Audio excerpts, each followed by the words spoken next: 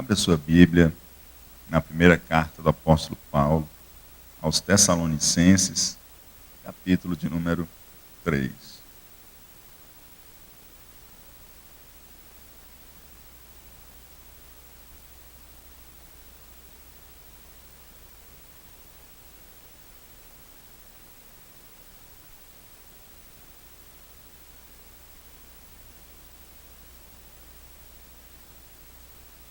Pelo que não podendo esperar mais, de boa mente quisemos deixar-nos ficar sós em Atenas. E enviamos Timóteo, nosso irmão e ministro de Deus, e nosso cooperador no Evangelho de Cristo, para vos confortar e vos exortar acerca da vossa fé, para que ninguém se comova por essas tribulações, porque vós mesmos sabeis que para isto fomos ordenados. Pois estando ainda convosco, vos predizíamos que havíamos de ser afligidos, como sucedeu, e vós o sabeis. Portanto, não podendo eu também esperar mais, mandei-o saber da vossa fé, temendo que o tentador vos tentasse e o nosso trabalho viesse a ser inútil.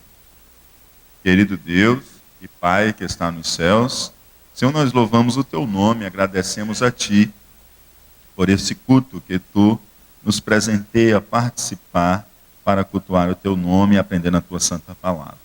Temos te cultuado com louvores, temos te cultuado em oração, temos te cultuado, Senhor Deus, com a comunhão e a alegria de rever nossos irmãos e irmãs em Cristo.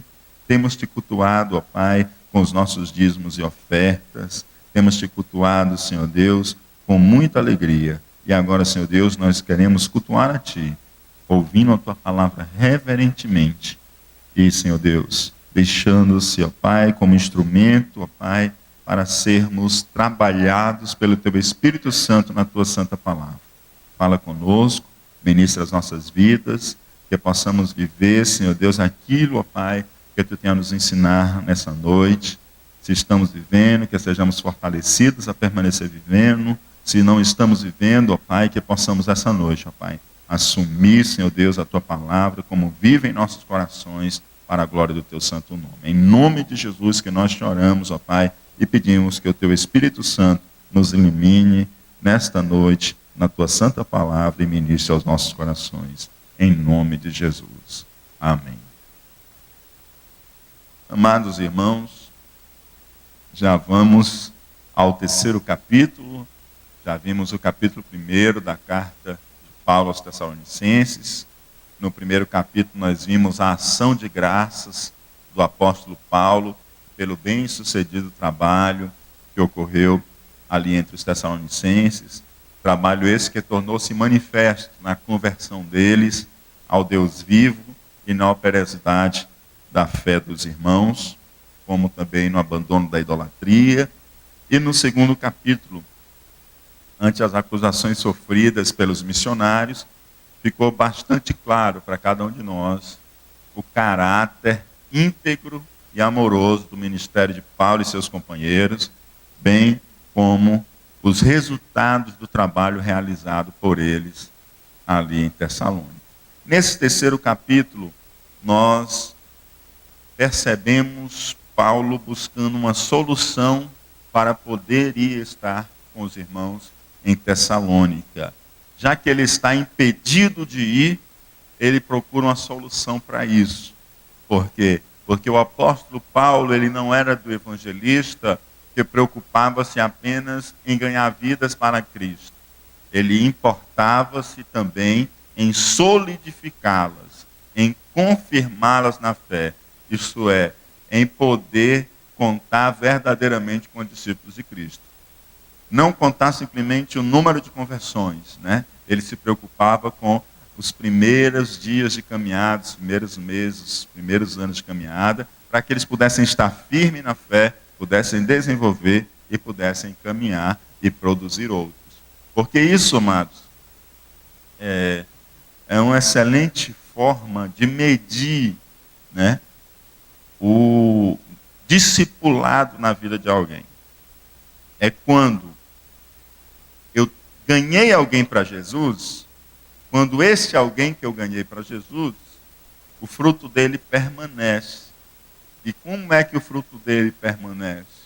O fruto dele permanece quando ele ganha uma outra pessoa para Jesus. Então, quando eu ganho alguém para Jesus, eu vou saber que eu ganhei quando ele tiver capacidade de reprodução, quando ele já conseguir levar outros a Cristo, né? Então a gente vê o cuidado do apóstolo Paulo com isso. Ele queria cuidar da solidificação da fé dos novos convertidos, de tal forma que eles fossem capazes de produzir, de apresentar outros para Cristo. Tá? Como que a ovelha pudesse chegar à maturidade e pudesse reproduzir outros filhos. Versículo 1. Por isso, não podendo esperar mais, achamos por bem ficar sozinhos em Atenas.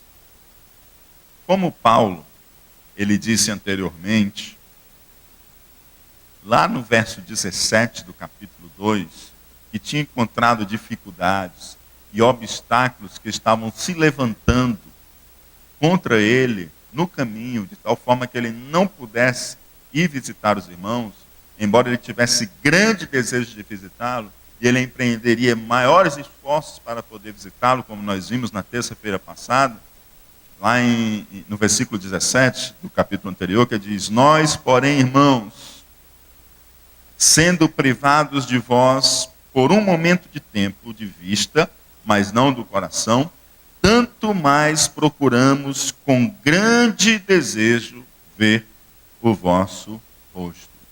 E a gente sabe que Paulo foi expulso pelos judeus de Tessalônica, e depois, quando ele foi para Bereia, ele foi novamente expulso de Bereia. E ele não foi expulso de Bereia pelos que habitavam em Bereia. Os judeus lá de Tessalônica vieram até Bereia para colocar Paulo para correr de novo. E foram a Bereia para também expulsar Paulo dali. E Paulo seguiu para Atenas. E quando Paulo foi para Atenas, ficou Timóteo e ficou Silas lá em Bereia. Tanto é que nós lemos lá em Atos, capítulo 17, verso 13 e 14, o apóstolo Paulo diz: manda vir logo comigo, manda eles virem o mais rápido possível. Timóteo e Silas, eu os quero comigo, mande-os vir o tão rápido seja possível eles estarem comigo aqui em Atenas.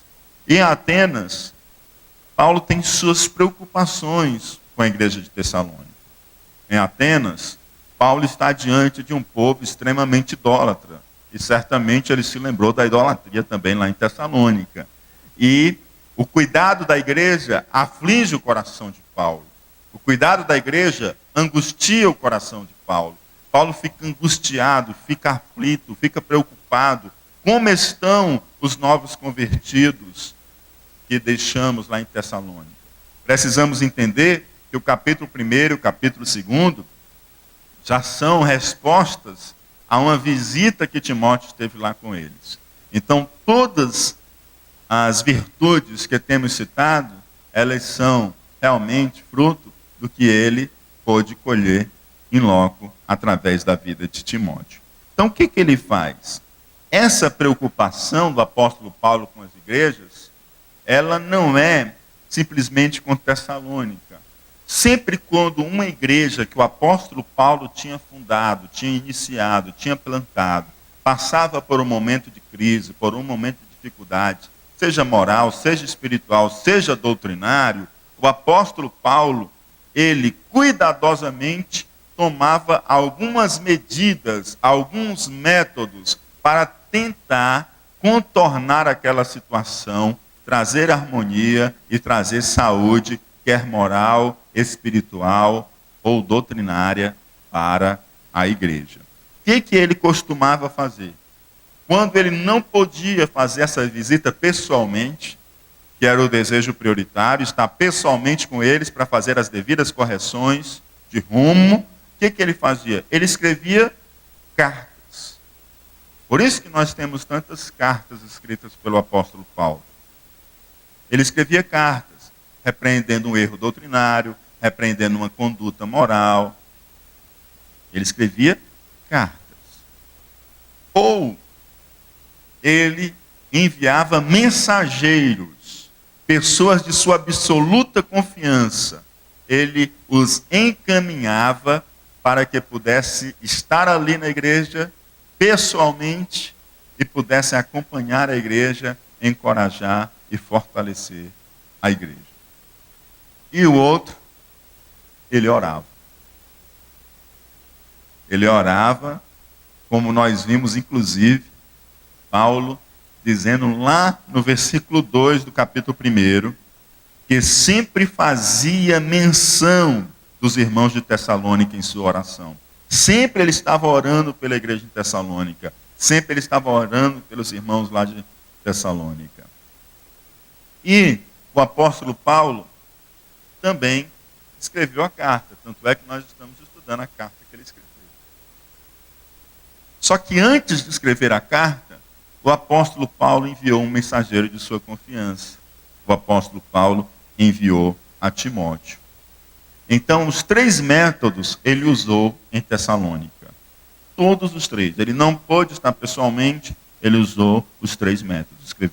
Mandou uma pessoa para visitar, um mensageiro, representando-lhe ali, escreveu-lhe uma carta e sempre orando pelos irmãos em Tessalônica. O nível de tensão pela perseguição sofrida pelos tessalonicenses e também a sua recém-conversão encheu o coração do apóstolo Paulo de preocupação e cuidado. Você deve lembrar que nós vimos nos versos anteriores que o apóstolo Paulo se apresentou como um pai e como mãe. Então, um pai e uma mãe, ele tem preocupação com seu filho. E se for recém-nascido, mais ainda. E aqui nós estamos falando de bebês na fé. Nós estamos falando de recém-convertidos. Então ele tem uma preocupação e um cuidado especial com aqueles que estão em Tessalônica. E ele toma a decisão de ficar sozinho. É o que deixa claro esse verso primeiro, de ficar sozinhos. Silas, naquele exato momento, tudo indica que talvez ele estivesse na Macedônia, talvez visitando a igreja de Filipos, de onde eles tinham ido para Tessalônica, quando teve a prisão deles, e o Senhor fez tremer, eles cantando os hinos, e os libertou daquelas cadeias. É possível que Silas estivesse ali. E Timóteo agora estava sendo enviado para Tessalônica. Paulo ia ficar mais uma vez sozinho. Pelo que não podendo esperar mais, eu não posso mais esperar, eu não suporto mais de estar sendo privado de vós, não poder estar com vocês, eu não aguento mais. Mas já que eu estou impedido de estar com vocês, eu vou ficar só. Eu vou enviar aquele que está comigo. De boa mente quisemos deixar-nos ficar sós em Atenas. E esse deixar-nos ficar sós em Atenas, parece mais mesmo que o apóstolo Paulo está dizendo que eu fiquei só. Silas eu enviei para uma missão semelhante à de Timóteo, visitar, quem sabe, a igreja de Filipos. É como se ele dissesse, se eu pudesse, eu não enviaria Timóteo agora, porque eu não gostaria de ficar sozinho. Mas eu não posso mais esperar. Eu preciso de notícias de vocês. Eu não suporto mais. Eu estou em aflição em relação a vocês. É mais ou menos isso que essa expressão, ela comunica. Não podendo esperar mais, achamos por bem ficar sozinhos em Atenas. Não estou mais suportando, não aguento, estou aflito quanto a vocês. Então eu prefiro ficar só e enviar Timóteo para que eu possa ter notícias de vocês. E esta frase, ela também deixa claro algo. Ela deixa claro o sentimento de solidão sentido por Paulo. O mesmo Paulo que disse aos que os acompanharam até Atenas, disse assim, quando vocês chegarem lá em Bereia, por favor, digam a Silas e a Timóteo que eles venham o mais rápido possível para Atenas para estarem comigo. Esse mesmo Paulo que pede para que eles venham apressadamente, é o mesmo Paulo que agora diz assim, ó, não aguento mais esperar, já que eu não posso ir, eu vou mandar Timóteo para estar com vocês, ainda que eu fique sozinho. O que ele está dizendo? Que ele não suporta mais a aflição de não ter uma notícia mais próxima de alguém de confiança dele junto à igreja. E ele diz, ainda que eu tenha que ficar sozinho. Ele está denotando aqui o seu sentimento de solidão. E a solidão, amados, ela é uma experiência que ela é vivida por todo homem de Deus. Todo homem de Deus e toda mulher de Deus, ela vai sentir solidão. Na caminhada cristã, quem caminha com Deus vai passar por momentos de solidão.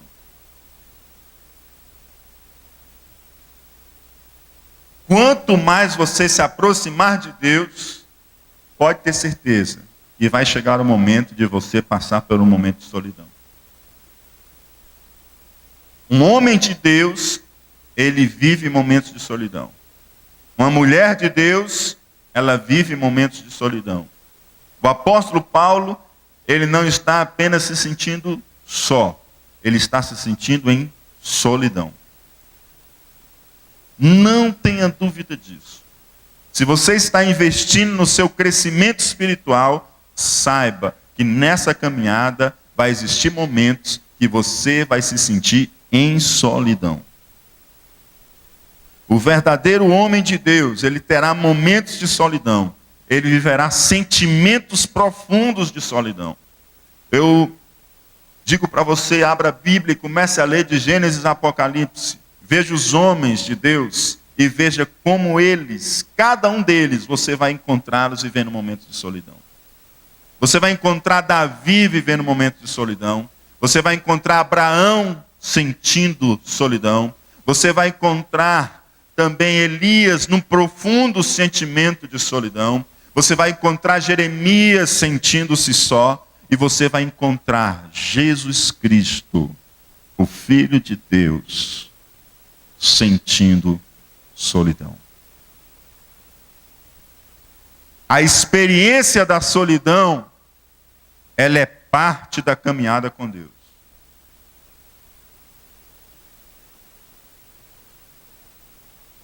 A experiência da solidão, ela é parte da caminhada com Deus. Deus, em um determinado momento da sua caminhada cristã, em alguns determinados momentos da sua caminhada cristã, Ele vai fazer você viver momento de solidão. E alguma coisa Ele vai querer te ensinar durante esse momento. E talvez você fique a pensar, será que tem alguma coisa de errado? Não. Tem alguma coisa de certo. Porque quem se propõe a viver em intimidade com Deus, pode ter certeza, você vai viver momentos de sentimentos de solidão. E as pessoas que desenvolvem o ministério, elas têm que saber que o ministério lhes guarda momentos de solidão. Momentos que é só você e só você. E você olha para um lado e olha para o outro, pode até ter uma multidão de pessoas, mas só vai ter um que vai ser com você, que é o teu próprio Deus. E esse peso do ministério não é nada de errado que haja com a sua vida. É porque tem coisas que Deus vai querer lidar somente com você. Que ninguém mais vai poder lhe ajudar. É você e Deus e você. E é nesses momentos em que vocês vão crescer na experiência do que Deus tem guardado para crescer e trabalhar na vida de vocês. E o apóstolo Paulo era um homem de Deus. E aqui o que lhe pesava nesse momento era estar só, sentir-se-me mais uma vez em profunda solidão, não apenas solitário, e continuar sentindo o peso de não poder ir a Tessalônica e não poder enviar alguém até lá. E ele diz, não, eu prefiro viver o sentimento de solidão, de abandono. Cabe inclusive aqui, amados, na tradução do grego, cabe inclusive a tradução de abandono. Eu prefiro sentir abandonado do que ter o sentimento de que vocês estão abandonados. Eu prefiro sentir-me em solidão do que vocês serem deixados. Então eu tiro Timóteo de minha companhia, ainda que me seja muito cara e preciosa a companhia dele, numa cidade como Atenas, que eu estou cercado de idolatria e de filósofos com vãs filosofias. Eu prefiro estar só, mas saber que vocês não foram deixados abandonados. Saber que eles foram até que Timóteo foi até vocês. Eu não pude ir, mas Timóteo, fui eu aí convosco. Não era desejo do apóstolo Paulo estar sozinho. Mas isso aqui nos deixa claro que a decisão de Paulo de enviar Timóteo e ficar sozinho nos comunica que para Paulo, mais importante para ele eram os Tessalonicenses do que ele próprio. Os Tessalonicenses lhes era mais caro do que ele próprio. Como disse um dos reformadores do século XVI, Paulo mostra que tinha mais consideração por eles do que por si próprio, preferindo ficar sozinho a deixá-los abandonados.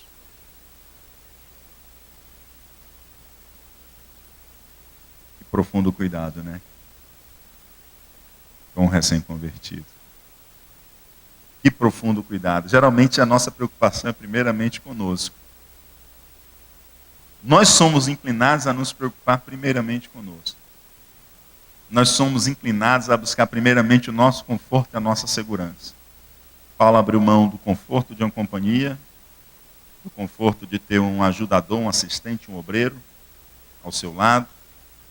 Abriu mão disso para poder assistir uma igreja que ele tinha sido arrancado violentamente dela, quando ela estava na sua fase de desenvolvimento. Que Deus nos ajude a muitas vezes abrir mão daquilo que nos é mais confortável e seguro, para poder oferecer mais conforto e segurança àquele que está começando a fé em Cristo. Veja o que uma mãe faz por uma criança. Se ela tiver com frio, ela é capaz de se despir e sentir frio, mas ela enrola toda a criança e lhe aperta contra o seu corpo para aquecer a sua criança. Sim ou não? Ela deixa aquilo que lhe seria mais confortável para poder dar segurança e conforto para a sua criança. Veja um pai e uma mãe com a criança. Se ele topa, desliza, a primeira coisa que ele vai fazer é tentar cair, colocando o seu corpo como uma proteção, um amortecedor para a sua criança. Ele vai tentar deixar que o seu corpo sinta o impacto da queda. Sim ou não? É isso que o apóstolo Paulo está fazendo. Eu prefiro proteger esses recém-nascidos, esses recém-convertidos na fé, ainda que para isso eu tenha que sofrer. Não era desejo de Paulo estar sozinho, mas ele preferia sofrer o estado solitário para gerar cuidado e segurança espiritual a cristãos que estavam sendo atacados a abandonarem a sua fé. Versículo de número 2. E enviamos Timóteo, nosso irmão e ministro de Deus, e nosso cooperador no Evangelho de Cristo, para vos confortar e vos exortar acerca da vossa fé. Diga assim: enviamos Timóteo. Como que Paulo apresenta Timóteo? Quando Paulo esteve com Timóteo e Silas, Paulo estava na liderança, Timóteo e Silas estavam ali assistindo. Eram assistentes, eram obreiros. E o apóstolo Paulo disse assim: rapaz, já que eu não posso ir, vou enviar Timóteo, eu tenho que dizer para eles quem é Timóteo.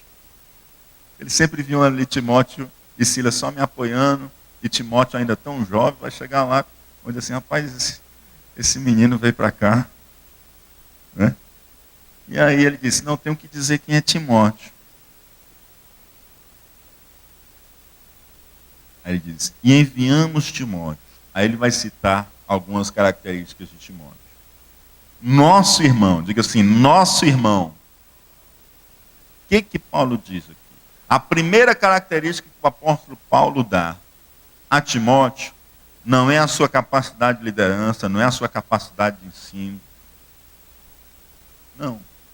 A primeira característica que o apóstolo Paulo dá de Timóteo é: Timóteo, nosso irmão.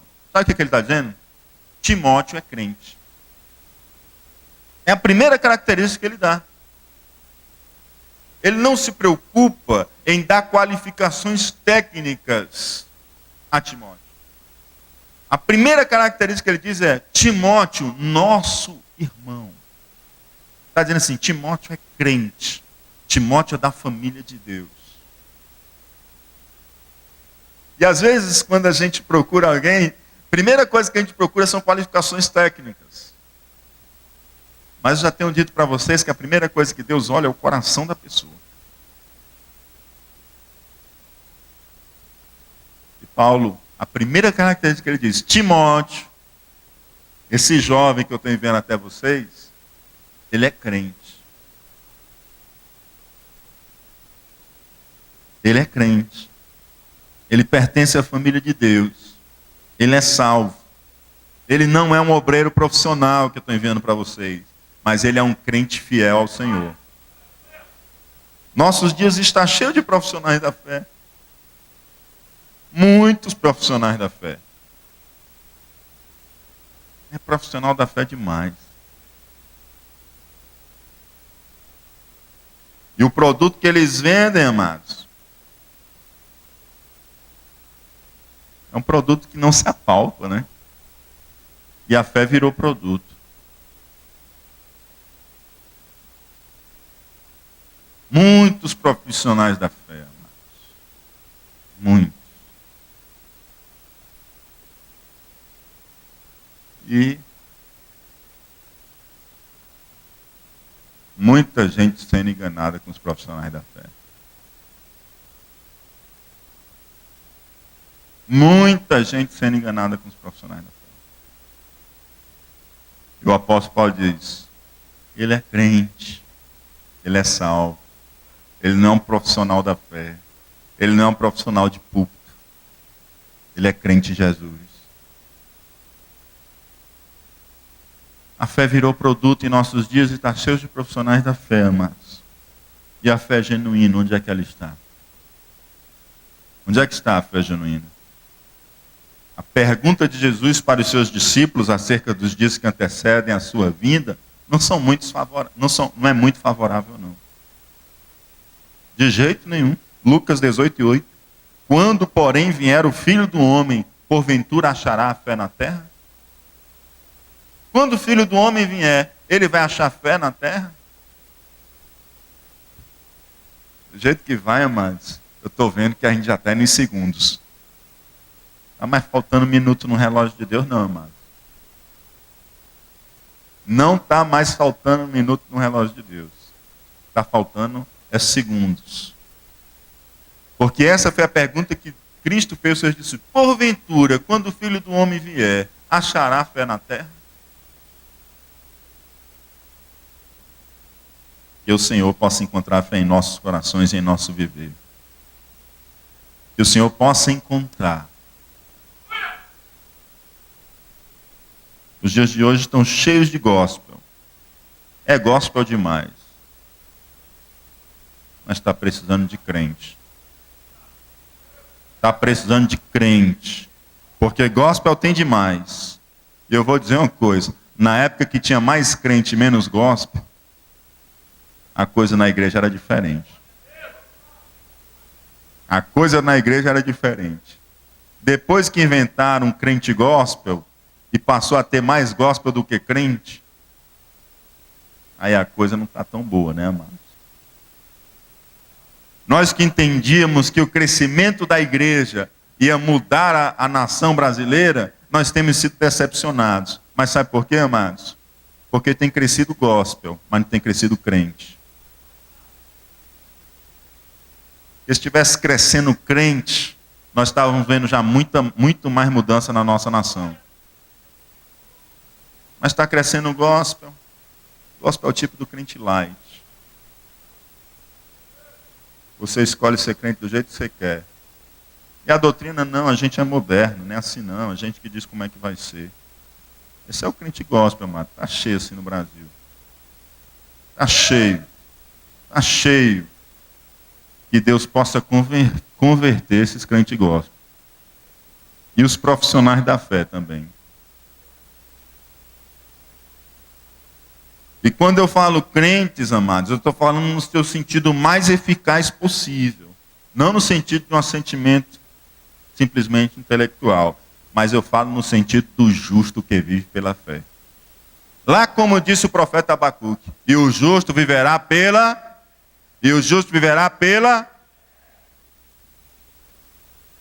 Ah, o gospel não vive pela fé, né? O gospel vive comprando. É ou não é? O gospel vive comprando. Ele não vive pela fé. Não precisa dizer mais nada. E cuidado com o que você anda ouvindo, assistindo e lendo. Para que você não seja influenciado por profissionais da fé. E daqui a pouco você não esteja mais inclinado a crer nesse gospel do que crer na palavra de Deus.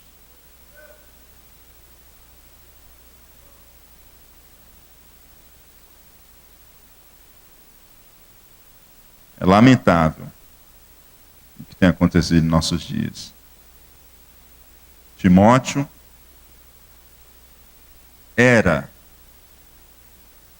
um crente. Era um salvo. Era verdadeiramente um irmão. E é isso que o Paulo lhe dá como primeira característica. Ele é nosso irmão. Ele é crente. Ele é salvo. O resto, amado, é natural. Natural, amado. O resto é natural. A gente precisa de crente. Pode ser gago, pode falar o português é ruim. Pode nem cantar tão bem. Mas se for crente, tudo isso aí depois vem, tudo isso aí depois acompanha. Agora, difícil é pegar uma pessoa que prega bem, uma pessoa que canta bem, uma pessoa que toca bem, mas não é crente. É só gospel. Aí é difícil. Sabe por quê? Porque não converte o coração da pessoa dessa nunca mais. Converte nunca. Nunca, porque está cheio do seu próprio orgulho. Mas o crente, ele pode até não saber cantar, mas ele vai aprender a cantar. Ele pode até não tocar bem, mas se é crente, vai tocar bem e vai até expulsar demônios só dedilhando na harpa. Porque a primeira coisa que a gente tem que ser é crente.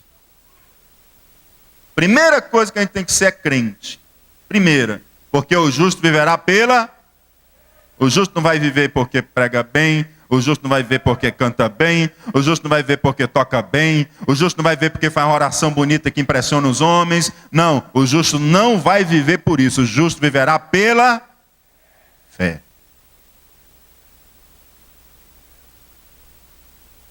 Aleluia. Aleluia. Eu glorifico ao meu Deus, amados, porque sempre Ele tem um remanescente fiel. Ele tem um remanescente fiel, amados. E esse remanescente fiel está espalhado na face da terra.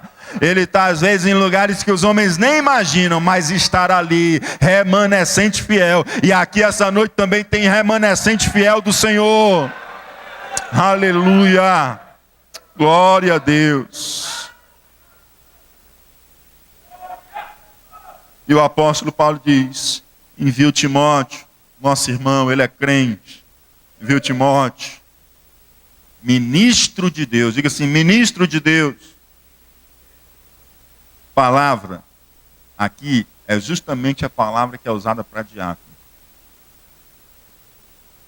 Diácono, servo, assistente.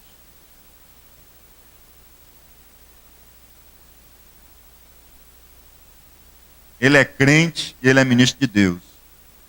Ele é servo, ele é assistente. Ele é diácono.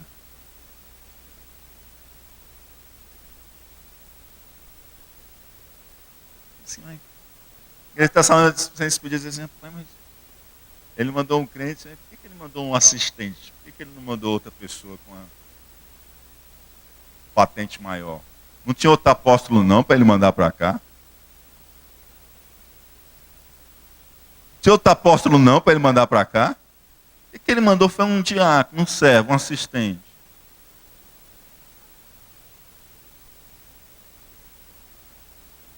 Pessoas hoje elas têm vergonha até de dizer, se é o que não, sou diácono na casa do Senhor. Os obreiros que foram separados para uma obra honrosa e digna, como diáconos na casa do Senhor, eles se sentem envergonhados de dizer que são diáconos.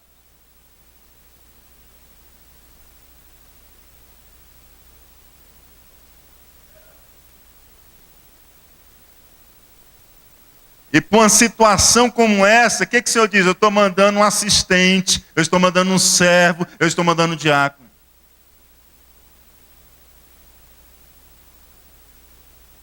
E às vezes no corpo da própria igreja, as pessoas não honram os diáconos, os presbíteros, evangelistas, se não for pastor. Oh, como a igreja de Tessalonicenses era diferente, e como o apóstolo Paulo ensinava diferente. Oh Deus, e agora é tanta gente, é apóstolo, é patriarca, é arcanjo, é a quarta pessoa da Trindade. É só inventando, Jesus. Não precisa disso não, meus amados. Não precisa disso não. Servo de Deus, assistente, diácono. Aprenda a honrar aqueles que o Senhor tem dado honra. A palavra de Deus diz, a quem tributa, tributa, a quem honra, honra. Olha os diáconos da igreja como oficiais do Senhor escolhidos, investidos de autoridade espiritual para a tarefa que Deus tem lhes dado. Olha os presbíteros na sua tarefa, no seu papel. Os evangelistas, os pastores também nos seus devidos papéis. E dê glória a Deus, porque Deus tem presenteado homens de Deus para servir a igreja do Senhor. Honre esses homens e ensine as vossas crianças a honrar a autoridade e o investimento espiritual que está sobre a vida deles. Diácono, servo, assistente, obreiro obediente, a direção e a autoridade sobre a sua vida, sempre pronto aonde Paulo enviava. Tão novo, ele podia dizer, Paulo, espera aí, como é que eu vou? Tu vai me mandar sozinho agora que eu estou caminhando contigo, está me ensinando? Não. Timóteo, você tem aprendido desde pequeno com a sua avó, tem aprendido na sua meninice as Sagradas Escrituras, e junto comigo você já tem aprendido que eu tenho lhe ensinado. No tema, pode ir, homem de Deus, porque em primeiro lugar você é crente, em segundo lugar você é um assistente, você é um servo, você é obediente, você é um obreiro de valor. Aí ele diz, amém, sim senhor, apóstolo Paulo. Se é para ir no meio dessa perseguição, eu vou lá para ensinar a palavra de Deus. A minha vida é para isso mesmo. Eu sou obreiro, é para fazer a vontade de Deus. E é o Senhor quem Deus tem colocado sobre a minha vida. E se Deus está lhe dirigindo para me enviar para lá, eu vou, porque Deus está me enviando através da vida do Senhor. E ele vai, né, mano? E ele vai e obedece. Porque diácono, servo, assistente é desse jeito. Ele obedece. As coisas hoje estão invertidas, né?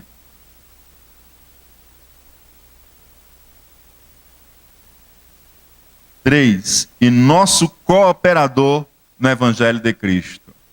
Diga assim, cooperador. Ele é nosso cooperador, ele opera juntamente comigo no Evangelho de Cristo. A área de cooperação, a esfera de atuação de Timóteo é o Evangelho do Senhor Jesus Cristo. Ele ensina o Evangelho e ele vive o Evangelho. Ele opera juntamente comigo na esfera do Evangelho de Cristo. Essas são as qualificações que o apóstolo Paulo passa para a igreja. Amado. São essas as qualificações. E a igreja recebe. Amém? A igreja recebe. Oh, Deus Santo. E ele cumpre a missão que ele tem que cumprir na igreja de Tessalônica. Qual é a missão dada a Timóteo? Visitar os Tessalonicenses para vos confortar e vos exortar acerca da vossa fé. A missão é visitar os Tessalonicenses. A missão é confortar e exortar acerca da fé dos Tessalonicenses. Você lê esse capítulo 13, ele parece uma unidade só, é apenas uma unidade. Você lendo ele, você vai ver que por 5 vezes aparecerá a expressão vossa fé. A preocupação do apóstolo Paulo é com a fé dos Tessalonicenses diante dos ataques contínuos para poder solapar a fé deles. E o apóstolo Paulo se preocupa com isso. Então, o seu papel lá, a sua missão é visitar, confortar e exortar acerca da fé. Confortar, em que sentido? Fortalecer, tornar firme. A preocupação do apóstolo Paulo era fortalecer a fé, era tornar firme a fé deles, para que diante das adversidades da vida, eles estivessem firmes e a fé não fosse abalada. Porque os que confiam no Senhor são como os montes de Sião, mas permanece para sempre. Os que confiam no Senhor são como os montes de Sião, que não se abalam, mas permanecem para sempre. Então o que o apóstolo Paulo queria? Timóteo, você vai, porque você vai confortá-los acerca da fé. No sentido original, você vai fortalecer a fé deles. Você vai tornar firme a fé deles. Através do ensino da palavra. E exortá-los acerca da sua fé. Exortar, no sentido de que? Colocar-se ao lado. Eu sei que o sentido de exortar, muitas vezes, ele é tomado de uma forma bem distinta, né? Mas exortar é colocar-se ao lado. Exortar é corrigir com o ensino cristão. Exortar é consolar e encorajar.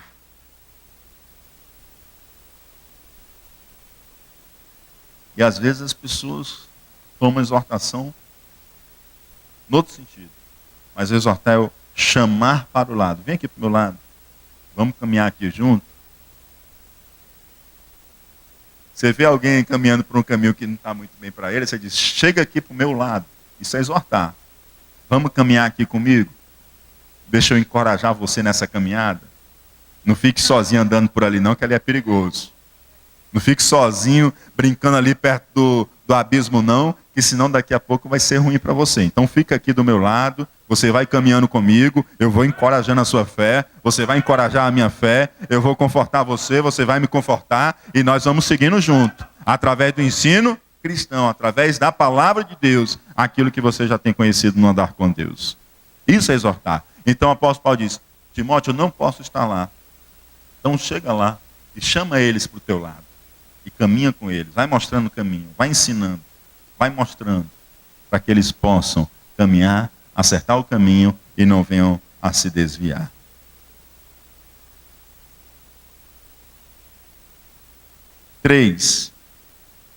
Versículo 3. Para que ninguém se comova por estas tribulações, porque vós mesmos sabeis que para isto fomos ordenados. Pois estando ainda convosco, vos predizíamos que havíamos de ser afligidos, como sucedeu, e vós o sabeis. Há uma tradução do Hendrickson, em que ele traduz essa primeira frase, para que ninguém se comova por estas tribulações. Ele também, uma outra versão que eu li, que diz assim, a outra é bem semelhante à de Hendrickson. Ele diz assim, para impedir que alguns de vocês viessem a ser enganados em meio a estas aflições. Esta palavra comova cabe também a ideia de engano, de armadilha. Tá certo? Então, para impedir que alguns de vocês viessem a ser enganados em meio a estas aflições. Então, ele está entre vocês para que nenhum de vocês seja enganado diante dessas aflições, porque vocês sabem que foi para isso que vocês foram ordenados.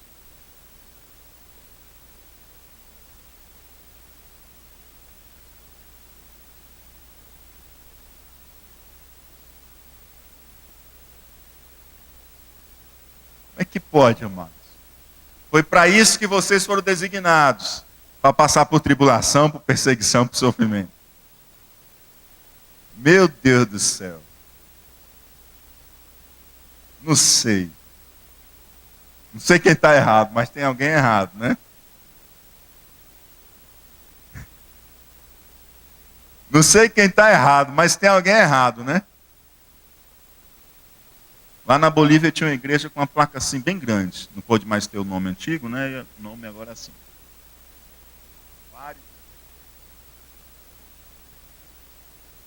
O nome antigo.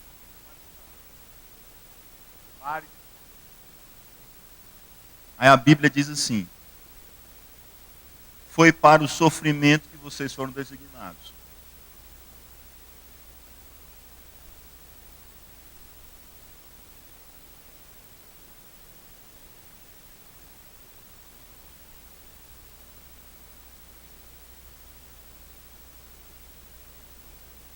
Meus amados, nós estamos vivendo hoje um tempo semelhante ao século XVI.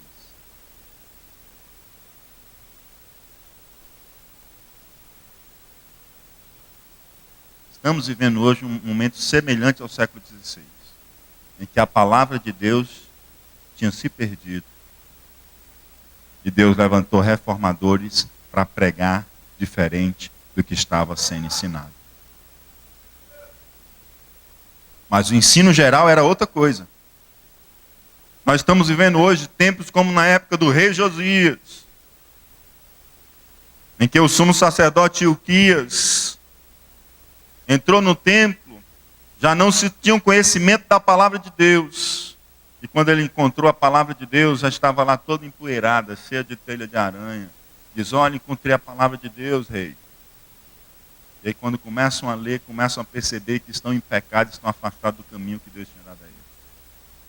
Nós estamos vivendo dias, amados, que é como se diz a palavra de Deus. Os homens têm contratado mestres para si, que digam o que eles querem ouvir.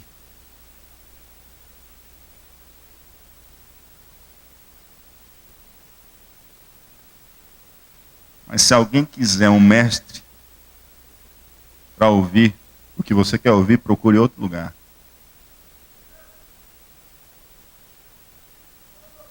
Porque nesse púlpito aqui tem subido homens e mulheres de Deus para pregar o que Deus quer falar. Porque o que nós queremos ouvir, maioria das vezes, não é o que nós estamos precisando ouvir. O que nós precisamos ouvir é aquilo que gere vida dentro dos nossos corações.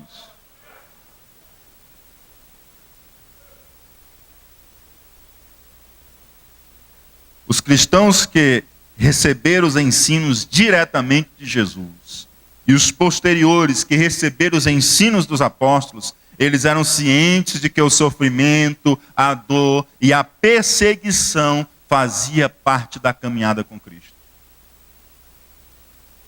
Se você ler o Novo Testamento e parar de escutar o que está sendo pregado em rádios e TVs, claro que existem as exceções, você vai ver que o que está escrito na palavra de Deus está diferente do que está sendo pregado. E aí a dor de cabeça só cai para o pastor da igreja, mano. Porque vem gente com a confusão. Vem gente com a cabeça cheia de confusão. E a gente ensina a palavra de Deus. As pessoas que sobem no púlpito ensinam a palavra de Deus. E a pessoa está escutando uma coisa diferente na televisão. E está escutando uma coisa diferente na rádio. Aí chega aqui uma confusão. Aí para o pastor desfazer esse nó.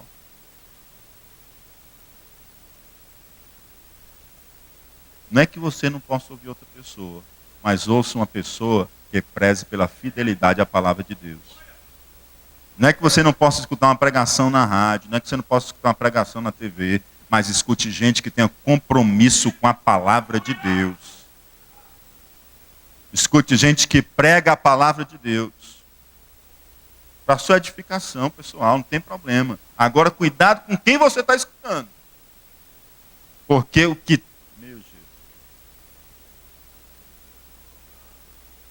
coleção de heresia dos nossos dias, amados, parece o conjunto dos 20 séculos de história da igreja. E as heresias só se repetem, só muda a roupagem. Aí quem não lê a Bíblia, não participa de culto de doutrina, escola dominical, o diabo dá só a rasteira.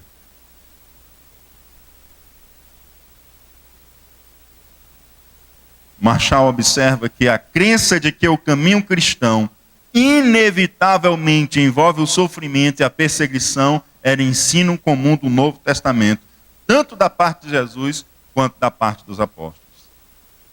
Amados, deixa eu dizer uma coisa para você. Crente na adversidade só se deixa enganado, só se deixa ser enganado no meio de tantos ventos de doutrina soprando de todos os lugares, se quiser. Crente na adversidade só se deixa ser enganado pelos ventos de doutrina que sopra de todo lugar, se quiser. Se quiser. Sabe por que eu digo isso? Porque para a glória de Deus, há décadas, que o púlpito desta igreja é vigoroso na palavra de Deus. Há décadas que o púlpito desta igreja é vigoroso na palavra de Deus. E os irmãos que têm caminhada longa aqui nessa igreja sabem dizer isso. E eu digo isso com temor e tremor diante do Deus vivo.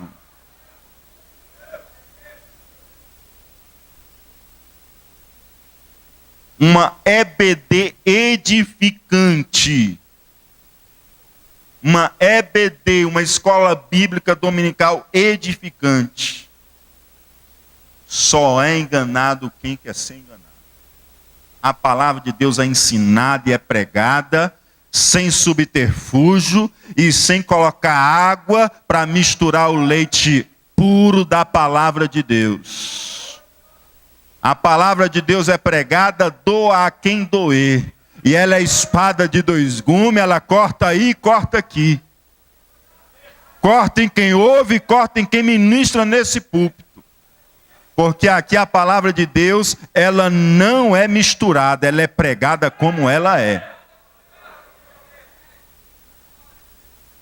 Temos um EBD edificante que Deus graciosamente tem levantado homens e mulheres que tem ensinado a palavra de Deus aqui. Temos um seminário que ministra, que ensina a homens e mulheres que querem crescer no crescimento da palavra de Deus, no conhecimento da palavra de Deus. Só é enganado quem quer, com os ventos de heresias e com o modismo que surge. E a minha oração é que o Senhor continue levantando homens e mulheres na adversidade. E em tantas outras igrejas, amados. Não pense que é só a adversidade não, viu? Tem muita igreja Tem muita igreja. Tem umas igrejas num lugarzinho, meu amigo, que você entra só se for a pé. E se entrar sozinho, é capaz de voltar sem nada. Mas tem homens de Deus e mulheres de Deus lá, pregando a palavra de Deus e vivendo o santo evangelho. Que Deus continue levantando homens e mulheres nessa cidade, em tantas outras igrejas, com compromisso e fidelidade às Sagradas Escrituras. 1 de Pedro, capítulo 4, versículo 12 e 13 nos diz: Amados, não estranheis a ardente prova que vem sobre vós, para vos tentar como se coisa estranha vos acontecesse, mas alegrai-vos no fato de serdes participantes das aflições de Cristo, para que também na revelação da sua glória vos regozijeis e alegreis. Meus amados, não estranhem. Não pense que está acontecendo alguma coisa estranha quando vier ardente prova sobre vós. Olha o que a Bíblia diz. Ih, rapaz, o que aconteceu? Que coisa estranha que está acontecendo?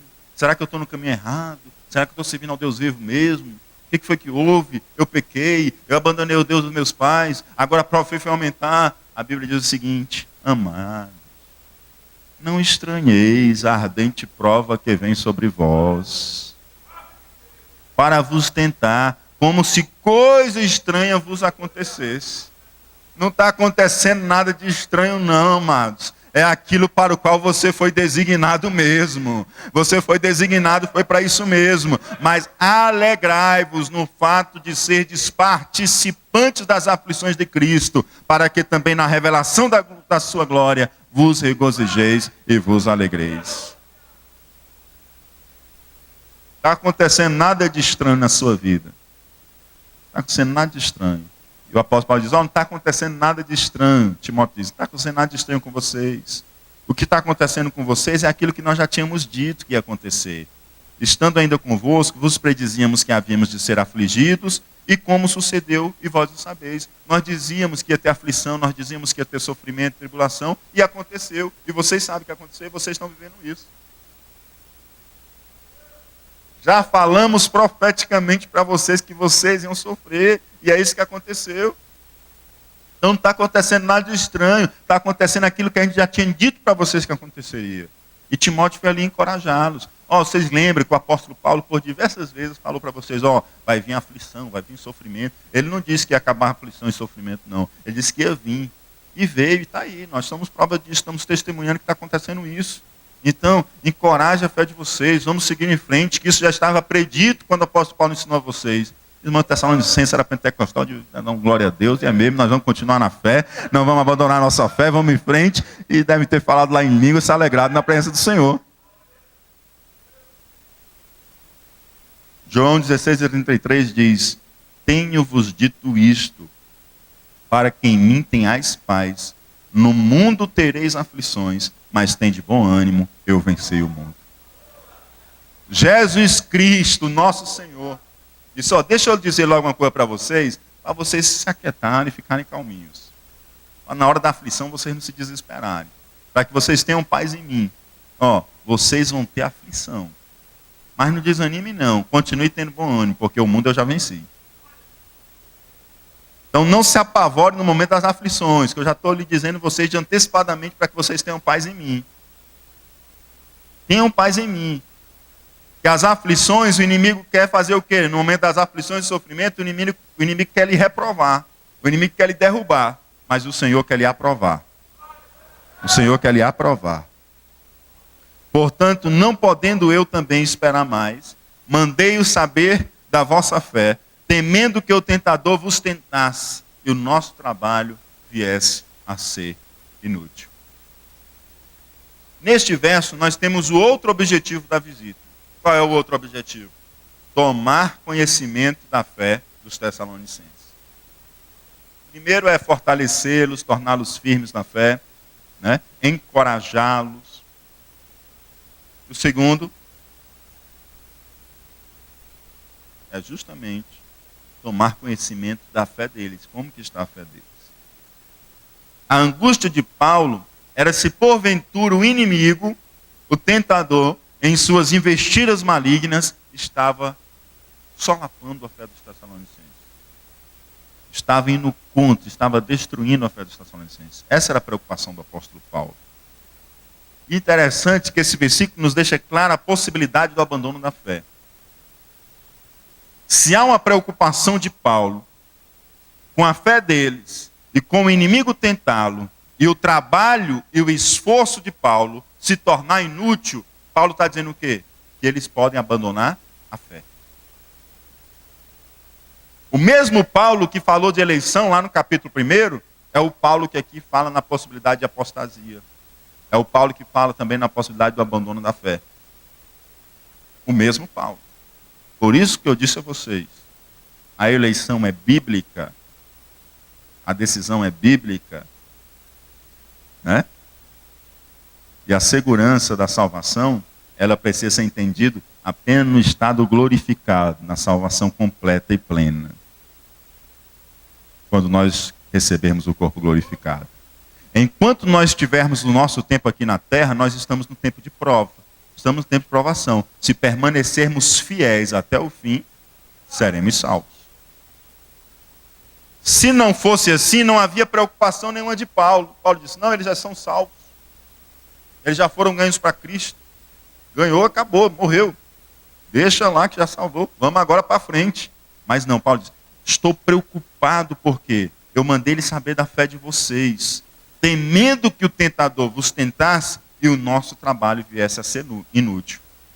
Como que o trabalho dele seria inútil? Se eles abandonassem a fé, porque ele não teria a coroa de glória, né? Vocês são a minha coroa de glória, como ele disse lá na terça-feira passada. Vocês são a minha coroa de glória, vocês são a minha alegria, vocês são o meu gozo. E de repente ele ia chegar diante do Senhor e não ia mais tê-los. Por quê? Porque eles abandonaram a fé. Por quê? Porque o inimigo tentador foi lá e roubou-lhes a fé. Então, meu amado, deixa eu dizer uma coisa para você. Eu sei que a gente tem muita gente, né? E ouvindo e lendo tantas coisas, né? Outros vindo de tantas correntes doutrinárias diferentes. A Bíblia é muito clara. Ela mostra que é possível se abandonar a fé. Tá certo? Nada, né? Nada pode lhe separar do amor de Deus. Nada. Mas você pode abandonar a fé. Mas diga assim, eu não abandonarei a minha fé. Permanecerei firme.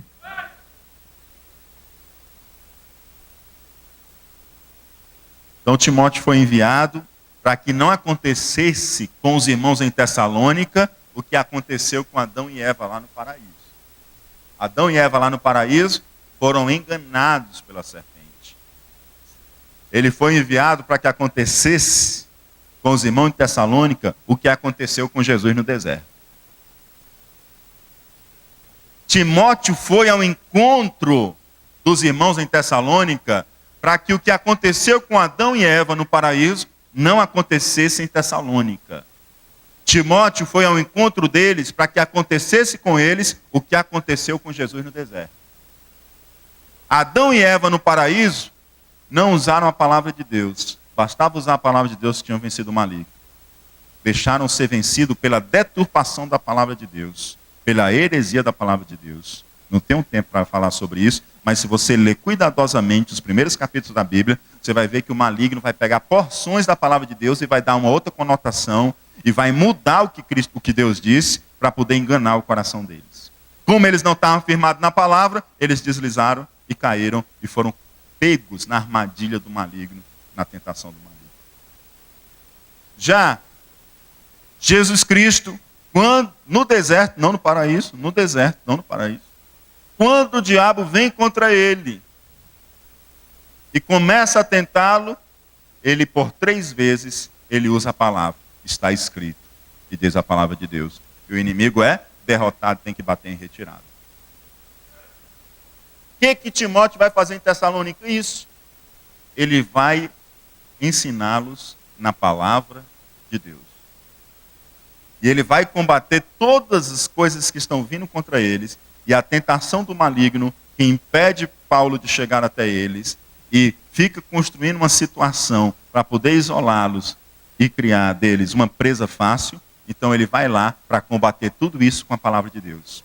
O apóstolo Paulo não manda qualquer pessoa, ele manda uma pessoa de confiança, que é crente, que é obreiro, que é diácono, que é servo, que é cooperador do evangelho, que conhece a palavra de Deus, para combater com a palavra de Deus e assim dar segurança para que os irmãos continuem desenvolvendo a sua fé e crescendo espiritualmente em Cristo Jesus.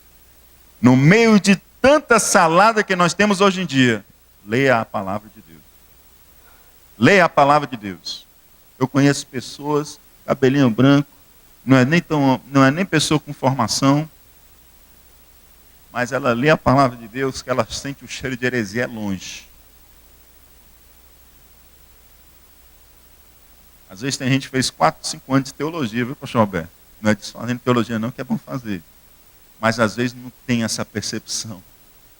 E ela lê na palavra de Deus, porque ela se dedica à palavra de Deus. Você olha assim, você não dá nada. Mas ela senta assim numa puta aqui, ó. Se o pregador deslizar alguma coisinha, ih, rapaz, você já está com um cheirinho de heresia. Não é assim que a palavra de Deus diz. Se ela lê alguma coisa diferente, isso aqui não é assim não. A Bíblia diz assim, assim, assim. Sabe por quê, amados? Porque se dedica à palavra de Deus. Leia a palavra de Deus, se alimente da palavra de Deus, e você não vai ser enganado. Se acompanhe de homens como Timóteo, que você não vai ser enganado, que maneja bem a palavra da verdade. Se acompanhe de homens e mulheres assim, que você vai se fortalecer, e daqui a pouco é você que vai estar sendo instrumento de Deus para fortalecer a outros. Amém? Vamos orar ao Senhor.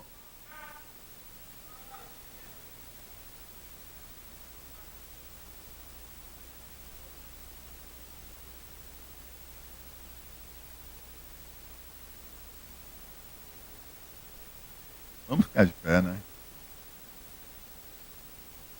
Glória a Deus. Vamos ficar de pé. Vamos fazer um cântico. Em seguida vamos orar juntos.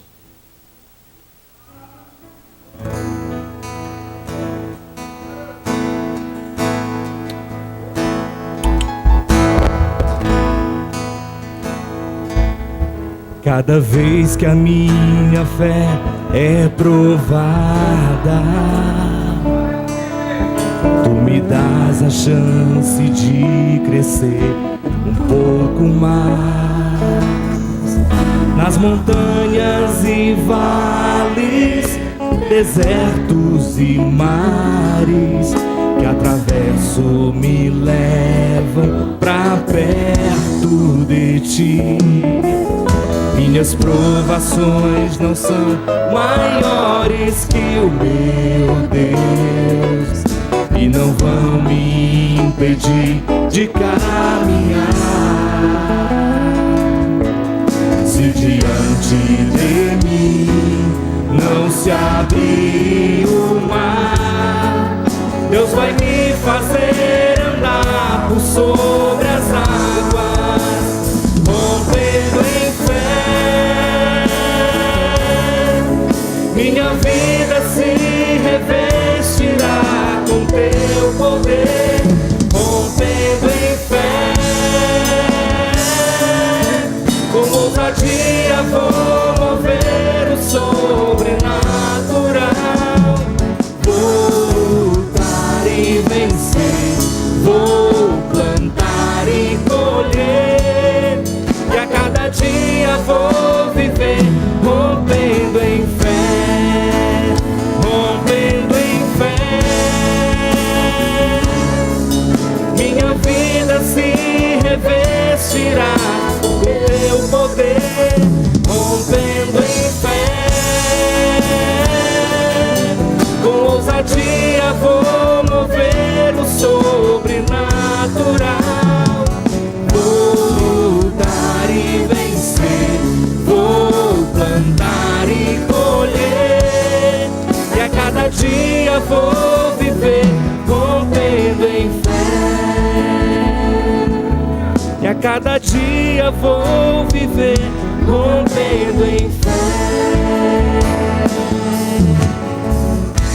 Querido Deus e Pai que estás nos céus, Senhor, nós queremos te louvar, Senhor, pelo ensino da tua palavra aos nossos corações. Ensina-nos, ó Pai, como o apóstolo Paulo, a termos, Senhor Deus, a devida preocupação e o cuidado com aqueles que estão começando na caminhada com Cristo.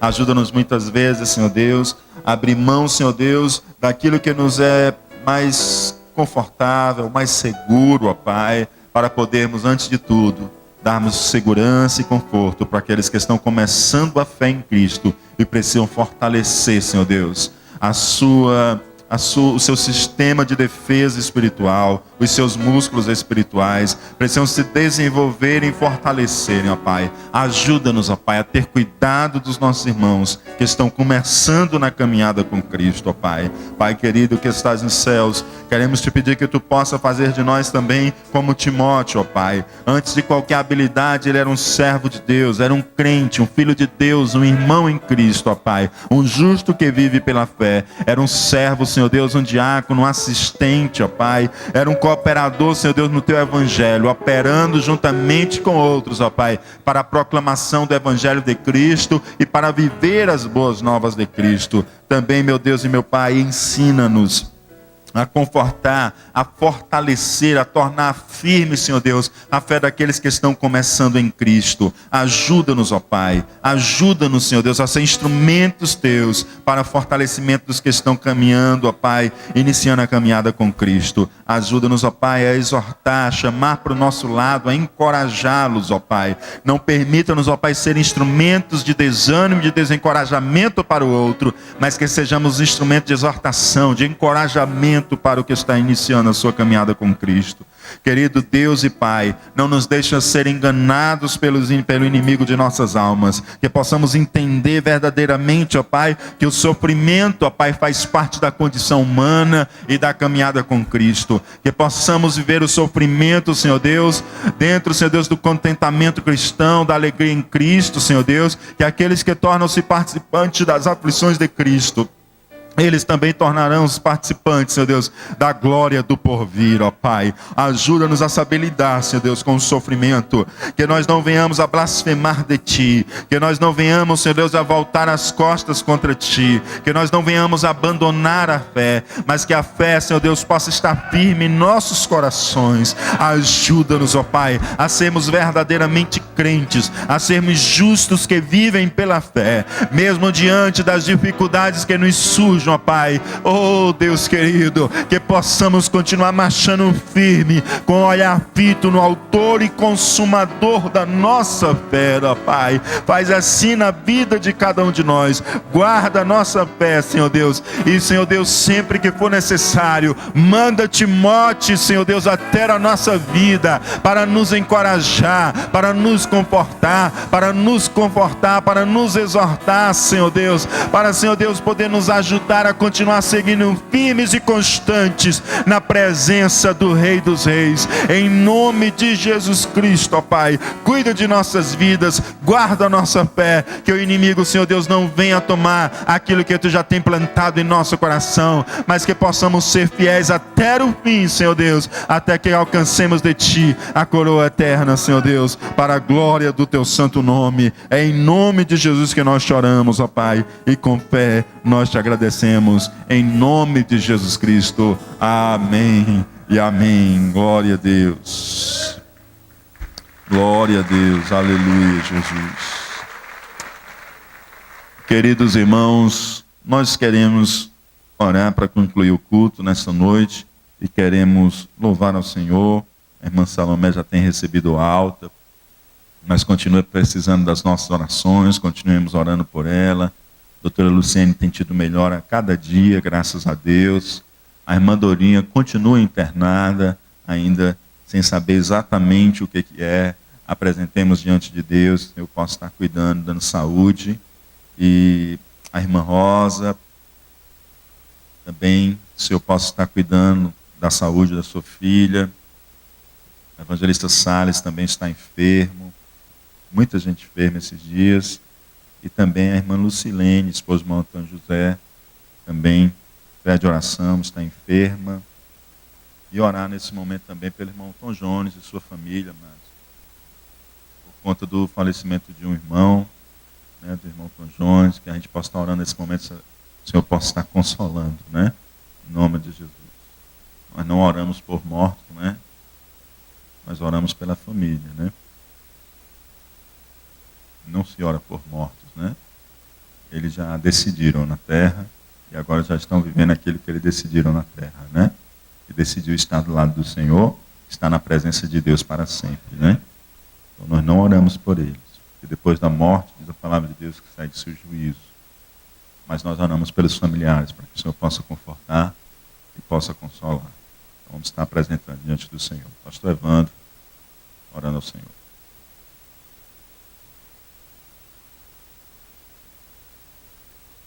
Glória a Jesus. Irmão, vamos orar em nome de Jesus. Glória a Deus. E ter cuidado, né, com esses crentes gospel que estão por aí.